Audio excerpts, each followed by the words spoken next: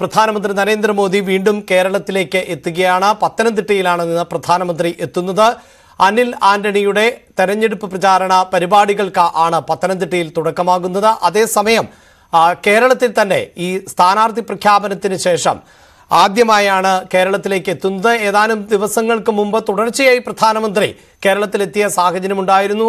കൊച്ചിയിലും തൃശ്ശൂരിലുമൊക്കെ അദ്ദേഹത്തിന്റെ road show നടന്നിരുന്നു. സുരേഷ് ഗോപിയുടെ മകളുടെ വിവാഹ ചടങ്ങിലടക്കം പങ്കെടുത്തിരുന്നു. പക്ഷേ ഇതിപ്പോൾ സ്ഥാനാർത്ഥികളെ ഔദ്യോഗികമായി പ്രഖ്യാപിച്ചതിന് ശേഷം പ്രധാനമന്ത്രി ആദ്യമായി കേരളത്തിലേക്ക് എത്തുകയാണ്. അതും പത്തനംതിട്ടയിലേക്ക്. BJP ഫോക്കസ് ചെയ്യുന്ന മണ്ഡലങ്ങളിൽ ഒന്നാണല്ലോ രഞ്ജിത്ത് പത്തനംതിട്ട.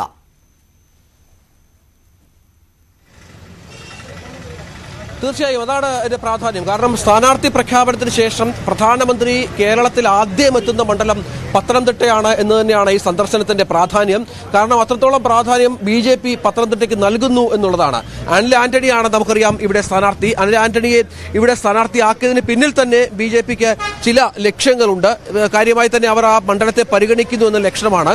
കഴിഞ്ഞ തവണ 2,98,000 വോട്ട് കെ സുരേന്ദ്രൻ നേടിയ ഒരു മണ്ഡലം കൂടിയാണ് പത്തനംതിട്ട എന്ന് നമ്മൾ മനസ്സിലാക്കണം.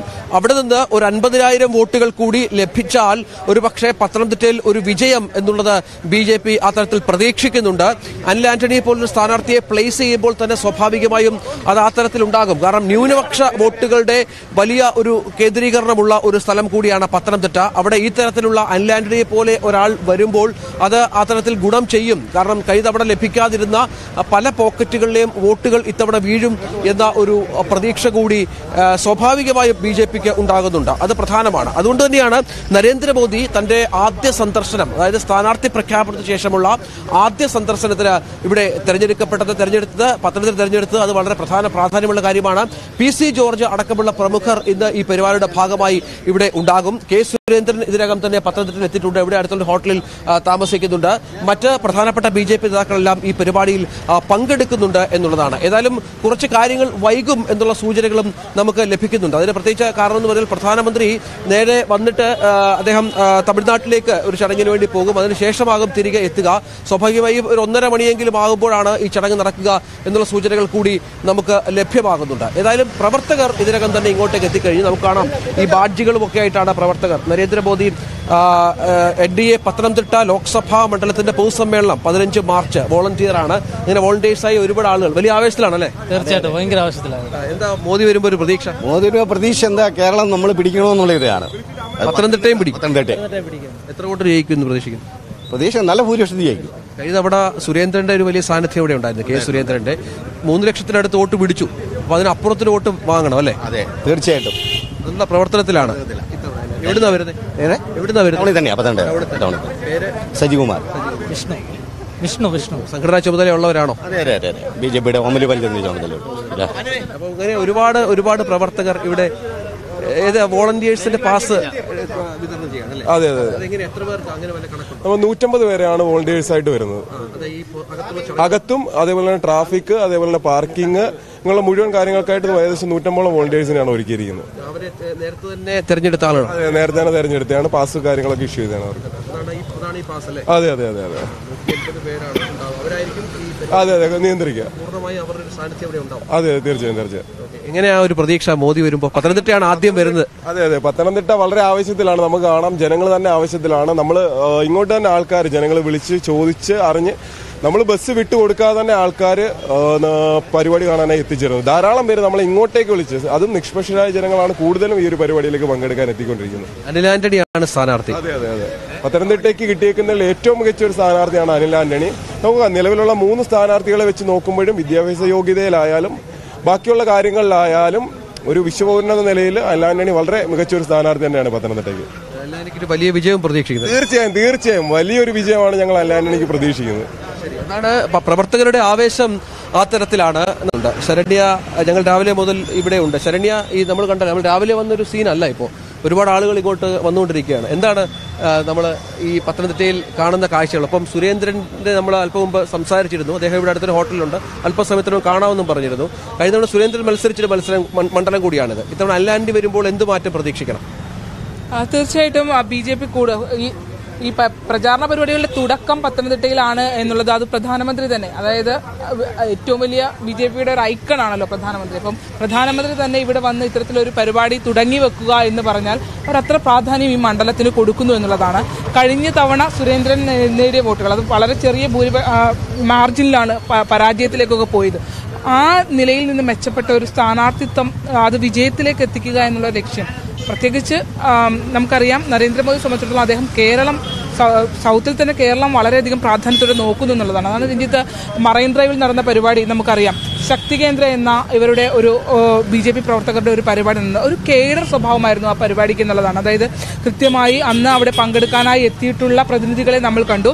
ഏറ്റവും താഴെ തട്ടിലുള്ള ചെറിയ ചെറിയ ഗ്രൂപ്പുകൾ ചേർന്നിട്ടുള്ള ബ്ലോക്ക് ലെവൽ കമ്മിറ്റികളുടെ പ്രതിനിധികളാണ് അവിടെ എത്തിയതെന്നുള്ളതാണ്. അവരെ അഭിസംബോധന ചെയ്യാനായി അന്ന് എത്തിയത് നരേന്ദ്രമോദിയാണ്. അതായത് BJPയുടെ ഏറ്റവും സമുന്നതനായ നേതാവാണ്, ഏറ്റവും വലിയ അവരുടെ ഒരു BJP പ്രവർത്തകരുടെ ആവേശവും ഐക്കണുമാണ്. പക്ഷേ ആ ശക്തി കേന്ദ്ര എന്ന് പറഞ്ഞ ഒരു മീറ്റിംഗ് ഇന്ത്യയിൽ തന്നെ ആദ്യമായിട്ടാണ് നരേന്ദ്രമോദി ഇത്രയും ഒരു ചെറിയ ബ്ലോക്ക് ലെവൽ കമ്മിറ്റിയുടെ പ്രതിനിധികളുമായി അഭിസംബോധന ചെയ്യുകയും അവരുമായി കൂടിക്കാഴ്ച നടത്തുകയും ഈ തിരഞ്ഞെടുപ്പ് അവർ വിജയം എന്നുള്ളത് അല്ലെങ്കിൽ ഈ തിരഞ്ഞെടുപ്പിൽ സീറ്റ് പിടിക്കുക, ലക്ഷ്യത്തിലെത്തുക എന്നുള്ളത് പരമ പ്രാധാന്യമുള്ള കാര്യമാണ് എന്ന് വ്യക്തമാക്കിയത് നരേന്ദ്രമോദിയാണ്. അത് പ്രവർത്തകരോട് നേരിട്ട് അദ്ദേഹം പറയുകയും ചെയ്തു. അത് മറൈൻ ഡ്രൈവിൽ ഉണ്ടാക്കിയ ആ ഒരു മീറ്റിംഗിൽ ഒരു വർക്ക് നടക്കുന്നുണ്ട് എന്നുള്ളതാണ്. അതായത് കൃത്യമായ ഒരു അച്ചടക്കത്തോടെ താഴെ തട്ടിൽ നിന്ന് തന്നെ പ്രവർത്തകരോട് അന്ന് വന്നവരോടൊക്കെ നമ്മൾ സംസാരിക്കുമ്പോൾ അവർക്ക് ഒരു കണക്ക് ഓരോ ബൂത്തുകളിലും എത്ര വോട്ടുകൾ വീതമുണ്ടെന്നുള്ള ആ ഒരു മൈനോറിറ്റി ലെവലിലെ കണക്കുകൾ വരെ തയ്യാറാക്കിയിട്ടാണ് അത്തരം ചോദ്യങ്ങൾ ഉണ്ടാകുമെന്ന് പ്രതീക്ഷിച്ചിട്ടാണ് വരുന്നത്. അത് നമ്മൾ CPM-ലൊക്കെ കണ്ടിട്ടുള്ള ഒരു കേഡർ സ്വഭാവത്തിലുള്ള ഒരു രീതി എന്നാണ്. പ്രധാനപ്പെട്ട ഇപ്പോൾ ഈ തെരഞ്ഞെടുപ്പ് ഈ സംഘടനാ രംഗത്ത് അല്ലെങ്കിൽ തെരഞ്ഞെടുപ്പ് രംഗത്ത് നിൽക്കുമ്പോൾ പലരും പറയുന്ന ഒരു വർത്തമാനം എന്ന് പറയുന്നത് CPM-നുണ്ടായിരുന്ന ഒരു സംഘടനാ സംവിധാനത്തിൽ ഒരു ചലനാത്മകതയുണ്ട് പല തെരഞ്ഞെടുപ്പുകളിലും. അത് അതേ രീതി തന്നെ BJPയും അവലംബിച്ചുകൊണ്ടാണ് അവരുടെ ഈ മെഷീനറി ചലിപ്പിക്കുന്നത് എന്നുള്ളതാണ്. അത് നമ്മളിപ്പോൾ പല ഘട്ടങ്ങളിലും അത് കാണുന്നുണ്ട് അല്ലേ? അത് നമ്മളിപ്പോൾ ഇവിടെ കൂടിയിരിക്കുന്ന പ്രവർത്തകരെ കണ്ടോ, അവർ കൂടെ നിന്ന് അവരുടെ കാര്യങ്ങൾ ഒരു ഗ്രൂപ്പായിട്ട് നിന്നിട്ട് കാര്യങ്ങളെല്ലാം ഡിസ്കസ് ചെയ്തിട്ടാണ് പോകുന്നത്. ഓരോ സ്ഥലത്തുനിന്നും വരുന്ന ആളുകളുണ്ട്. ഇപ്പോൾ CPM വിട്ട് വന്ന് നമ്മൾ തൊട്ടപ്പുറത്ത് ജ്യോതിസ് നിൽക്കുന്നുണ്ട്. തണ്ണീർമുക്കം മുൻ പഞ്ചായത്ത് പ്രസിഡന്റാണ്. വർഷങ്ങളായി CPM-ന്റെ പ്രതിനിധിയായി ജ്യോതിസ് ഉണ്ട്. ജ്യോതിസിനെ വേണം നമുക്കൊന്ന് കാണാം. CPM വിട്ട് CPM-ന്റെ പ്രതിനിധിയായി തണ്ണീർമുക്കം പഞ്ചായത്ത് ഭരിച്ചിരുന്ന ജ്യോതിസ് പിന്നീട് NDA BDJS-ലേക്ക് പോവുകയും NDAയുടെ പ്രതിനിധിയായി വരികയും ഒക്കെ ചെയ്തിട്ടുണ്ട്. അത്തരത്തിൽ എനിക്ക് തോന്നുന്നു ഒരു വലിയ തോതിൽ ആളുകൾ മറിയുന്നതിന് മുമ്പ് തന്നെ മറിഞ്ഞ ഒരാളാണ് ജ്യോതിസ്. നമുക്ക് ജ്യോതിസിനോട് തന്നെ ചോദിക്കാം. അദ്ദേഹമാണ് ജ്യോതിസ്. തണ്ണീർമുക്കം പഞ്ചായത്ത് പ്രസിഡന്റ് ആയിരുന്നു. CPM-ന്റെ പ്രതിനിധിയായി CPM-ന്റെ പഞ്ചായത്ത് പ്രസിഡന്റായി വർഷങ്ങളോളം ഇരുന്ന ആളാണ്. ഇപ്പൊ BDJS-ലാണ് അല്ലേ? ഒരു മാറ്റത്തിലേക്ക് കൊണ്ടുപോയ കാര്യങ്ങൾ എന്തായിരുന്നു? ഇന്ന് പാർട്ടിയുടെ നയം ഒരിക്കലും ചോദിച്ചു പോകാൻ പറ്റാത്ത സാഹചര്യത്തിലേക്ക് എത്തി. പഴയ പാർട്ടിയല്ല, ഞങ്ങളൊക്കെ വന്നപ്പോൾ 30 വർഷം മുമ്പ് വന്ന പാർട്ടിയല്ല ഇപ്പോൾ ഉള്ളത്. ആ പാർട്ടി നേതൃത്വമൊക്കെ പോയി. അതോടൊപ്പം തന്നെ പാർട്ടിയുടെ ആ നിലവിലുണ്ടായിരുന്ന സംവിധാനം എല്ലാം തന്നെ മാറ്റപ്പെട്ടു. CPM-ൽ പ്രവർത്തിച്ച ഒരാളാണ്. നമുക്കറിയാം CPM-ന്റെ ഒരു സംഘടനാ സംവിധാനം അറിയാം. തെരഞ്ഞെടുപ്പ് വരുന്ന ഘട്ടത്തിൽ ഒരു മൈനോറിറ്റി ലെവൽ പോൽ ബൂത്ത് ലെവൽ കണക്കുകൾ വരെ വളരെ കൃത്യമാണ് അല്ലെ, ഒരു കേഡർ സ്വഭാവത്തിലാണ്. കഴിഞ്ഞ ദിവസം നമ്മൾ മറൈൻ ഡ്രൈവിലെ നിങ്ങളുടെ പരിപാടി കണ്ടിരുന്നു. ആ ശക്തി കേന്ദ്ര പരിപാടിയിൽ സമാനമായ രീതിയിൽ വന്നവരെല്ലാവരും കണക്കുകളും അങ്ങനെ കൃത്യമായ ഒരു കേഡർ സ്വഭാവത്തിലേക്ക് BJP പോകുന്നുണ്ടോ? BJP ശരിക്കും CPM-ന്റെ രീതിയിലേക്ക് തന്നെ മാറിക്കൊണ്ടിരിക്കുകയാണ്. കാരണം ബഹുഭൂരിപക്ഷം ആളുകളും CPM-ലുണ്ടായിരുന്നവർ BJP-ലേക്ക് വന്നു കഴിഞ്ഞു, NDA-ലേക്ക് വന്നു കഴിഞ്ഞു. അപ്പോൾ ആ എന്താണോ CPM അതെന്താണെന്ന് മനസ്സിലാക്കിക്കൊണ്ടുള്ള പ്രവർത്തനമാണ് ഇത്ര നടക്കുന്നത്. ശക്തി കേന്ദ്ര മീറ്റിംഗിൽ ഞങ്ങൾ BDJS-ന്റെ ഭാഗമായിട്ടാണ്. BDJS-ന്റെ ഒരു മാവേലിക്കര അടക്കമുള്ള ഇടങ്ങൾ മത്സരിക്കുന്നുണ്ട്. തുഷാർ വെള്ളാപ്പള്ളി നിങ്ങളുടെ പ്രധാനപ്പെട്ട തുഷാർ തന്നെ ആയിരിക്കുമെന്നാണ് ഏറെക്കുറെ സൂചന. കോട്ടയത്ത് എങ്ങനെ പോകുന്നു BDJS-ന്റെ ഒരു സംഘടന? BDJS-ന്റെ പ്രതിനിധികളൊക്കെ എങ്ങനെയാണ് ഈ യോഗത്തിലേക്ക് സെലക്ട് ചെയ്യപ്പെട്ടിരിക്കുന്നത്? NDA ഭാഗമായിട്ട് തന്നെയാണ് BDS നിൽക്കുന്നത്. BDS-ന്റെ പ്രവർത്തനങ്ങൾ താഴെത്തട്ട് തൊട്ട് തന്നെ തെരഞ്ഞെടുപ്പിന് വേണ്ടി ഞങ്ങൾ സജ്ജമാക്കിയിരുന്നു. എത്ര ആളുകൾ ആലപ്പുഴയിൽ നിന്ന് വന്നിട്ടുണ്ട്? എത്രയാണ് BDJS-ന്റെ പ്രവർത്തകർ NDA മീറ്റിംഗിൽ? ഞങ്ങൾ മാവേലിക്കര ആലപ്പുഴ മണ്ഡലത്തിന് ചുമതലക്കാരാണ്. ഞങ്ങൾ തന്നെ ആയിരക്കണക്കിന് ആൾക്കാർ എത്തിയിട്ടുണ്ട്. ഇപ്പോൾ എത്ര ആളുകൾ, അതായത് ഒരു കൃത്യമായ ഒരു നിർബന്ധമുണ്ടായിരുന്നു ഇത്ര ആളുകൾ പങ്കെടുക്കണമെന്ന്? എങ്ങനെയാണ് നിങ്ങൾ ആളുകളെ കൊണ്ടുവന്നത്? എന്തായിരുന്നു അതിനുള്ള ഒരു മാനദണ്ഡം കണക്കാക്കി? ആളുകൾ പൊതുവെ നരേന്ദ്രമോദിജിയെ കാണണം എന്നുള്ളതും അദ്ദേഹത്തെ നേരിൽ കണ്ട് ഈ അദ്ദേഹവുമായുള്ള സംവാദത്തിൽ ഏർപ്പെടണമെന്നുള്ള ആഗ്രഹം കൊണ്ട് വന്ന ആളുകളാണ് ബഹുഭൂരിപക്ഷം പേരും. അതെ, അതാണ് അദ്ദേഹം പറയുന്നത്. അദ്ദേഹം NDAയുടെ ഭാഗമാണ്. BDJS-ന്റെ പ്രതിനിധിയായി CPM നിന്നും വർഷങ്ങളായി CPM നിന്നിട്ട് പിന്നീട് CPM വിട്ട് BDJസിലേക്ക് പോവുകയും NDAയുടെ ഭാഗമാവുകയും ചെയ്തിട്ടുള്ള ആളുകളാണ്. എത്രമാത്രം ആവേശമാണ് നരേന്ദ്രമോദി ഇവിടേക്ക് എത്തുമ്പോൾ നിങ്ങൾ പ്രവർത്തകർക്കുള്ളത്? ഞങ്ങളുടെ ഈ പ്രവർത്തകരുടെ ആവേശം പറഞ്ഞറിയിക്കാൻ വേണ്ടി സാധിക്കില്ല. കാരണം അത്രത്തോളമാണ് ആവേശഭരിതരായി നിൽക്കുന്നത്.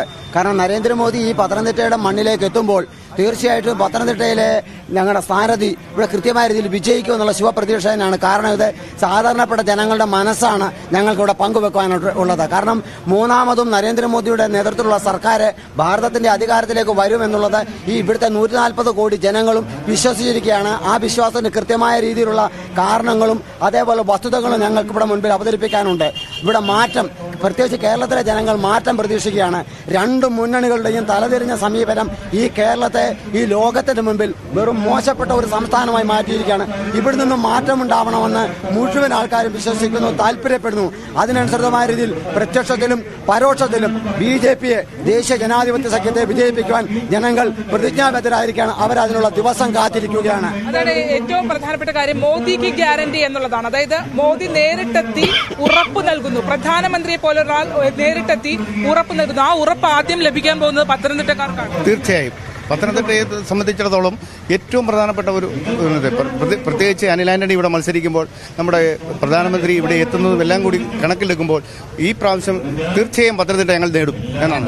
പ്രധാനമന്ത്രി നേരിട്ടെത്തി ഒരു ആദ്യ പ്രചരണ പരിപാടികൾക്ക് കേരളത്തിൽ തന്നെ തുടക്കം കുറിക്കുന്നത് ഇവിടെയാണ്. സ്വാഭാവികമായും ആ ഒരു ഉത്തരവാദിത്വം നിങ്ങൾ പ്രവർത്തകരിലേറുമല്ലേ? തീർച്ചയായിട്ടും ചേർച്ച വളരെയേറെ ആവേശം ഞങ്ങൾ പ്രവർത്തകരിൽ എല്ലാവരും ഉണ്ട്.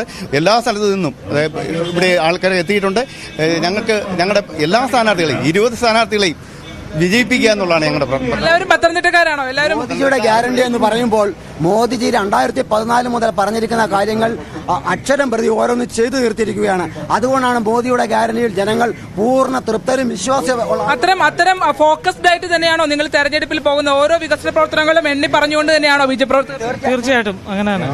അതാണ് നമുക്ക് തൃശ്ശൂരിലൊക്കെ പ്രധാനമന്ത്രിയുടെ ഒരു സ്ട്രാറ്റജി, അല്ലെങ്കിൽ BJPയോ NDAയോ പ്രയോഗിക്കുന്ന ഒരു സ്ട്രാറ്റജി എന്ന് പറഞ്ഞാൽ അവര് മറ്റ് രാഷ്ട്രീയത്തിനപ്പുറം, ഉത്തരേന്ത്യൻ രാഷ്ട്രീയത്തിനപ്പുറം വികസനം കൂടി കൊണ്ടുവന്നിട്ട് അതിന് ശേഷം ആളുകളിലേക്ക് മറ്റു കാര്യങ്ങൾ പറഞ്ഞിടപെടുന്നു എന്നല്ലേ രഞ്ജിത്ത്? അതാണ് കേരളത്തിൽ അവർ പ്രയോഗിക്കുന്നത്. അതെ, ഇദ്ദേഹം പറഞ്ഞതുപോലെ ഈ NDA അധികാരത്തിൽ വന്നപ്പോൾ പറഞ്ഞ വാഗ്ദാനങ്ങൾ മുഴുവൻ പാലിച്ചു എന്നുള്ളതാണ് ഏറ്റവും പ്രധാനം. ഏറ്റവും ഒടുവിൽ ഈ പൗരത്വ നിയമ ഭേദഗതി പോലും, ഈ അയോധ്യ ക്ഷേത്ര നിർമ്മാണവുമായി ബന്ധപ്പെട്ട കാര്യങ്ങൾ പോലും ഒക്കെ പാലിച്ചു. ആ ഗ്യാരണ്ടി, മോദിയുടെ ഗ്യാരണ്ടി എന്ന മുദ്രാവാക്യത്തോടെ മൂന്നാം തവണ ജനങ്ങളെ സമീപിക്കുമ്പോൾ ഇനിയും മോദി പറയുന്ന കാര്യങ്ങളിൽ, സർക്കാർ പറയുന്ന കാര്യങ്ങളിൽ ഒരു ഉറപ്പുണ്ടാകും എന്നുള്ള ആത്മവിശ്വാസമാണ് ഇത്രയധികം പ്രവർത്തകരെ ഇവിടെ എത്തിക്കുന്നത് എന്നുള്ളതാണ് ഏറ്റവും പ്രധാനപ്പെട്ട കാര്യം. ഒരുപാട് ജനങ്ങൾ ഇങ്ങോട്ടേക്ക് വരുന്നുണ്ട്. 1 ലക്ഷത്തോളം ആളുകളെ പ്രതീക്ഷിക്കുന്നുണ്ട്. നമുക്കറിയാം മാവേലിക്കരയും ഈ പത്തനംതിട്ടയും അടങ്ങുന്ന ലോക്സഭാ മണ്ഡലങ്ങളിലെ പ്രതിനിധികളാണ്, അതുമായി ബന്ധപ്പെട്ട ജനങ്ങളാണ് ഇവിടേക്ക് എത്തിച്ചേരുകയും ഈ പരിപാടിയിൽ പങ്കെടുക്കുകയും ചെയ്തത്. ഏതായാലും നമുക്കിനിയും കാത്തിരിക്കാം. ഇനിയും മണിക്കൂറുകൾ കാത്തു നിൽക്കേണ്ടി വരും. കാരണം 1.5 മണിയെങ്കിലും ആകും പ്രധാനമന്ത്രി ഈ എന്റെ തൊട്ടുപുറയിൽ കാണുന്ന ഈ KK നായർ സ്റ്റേഡിയത്തിൽ എത്തിച്ചേരാൻ. അവിടെ നിന്നാണ് അദ്ദേഹം ഈ തൊട്ടടുത്ത് കാണുന്ന 3 കിലോമീറ്റർ അപ്പുറത്തുള്ള ഇൻഡോർ സ്റ്റേഡിയത്തിൽ അവിടെ ഹെലിപാഡിൽ ഇറങ്ങിയ ശേഷമാണ് അദ്ദേഹം ഇങ്ങോട്ടേക്ക് വരിക എന്നതും നമ്മൾ കാത്തിരുന്ന് കാണണം. ഏതായാലും നേതാക്കളും പ്രവർത്തകരും ഒക്കെ ധാരാളമായി ഇങ്ങോട്ടേക്ക് എത്തിക്കൊണ്ടിരിക്കുകയാണ്. അഭിലാഷ്.